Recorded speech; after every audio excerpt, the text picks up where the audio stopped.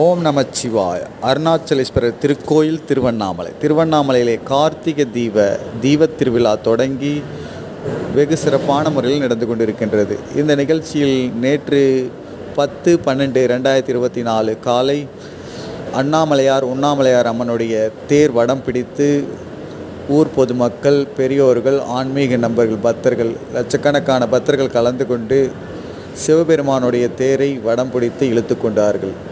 இந்த சிறப்பு காட்சியை நாம் பார்த்து கொண்டிருக்கின்றோம். திருவண்ணாமலையிலே அற்புத தேராக உண்ணாமலையார் அம்மனுடைய தேரை நாம் பார்த்து கொண்டிருக்கின்றோம். இங்கே சிவனும் பார்வதியும் பக்தர்களுக்கு காட்சி தந்து கொண்டிருப்பது நமக்கெல்லாம் ஒரு அற்புத யோக காட்சியாக தெரிகிறது.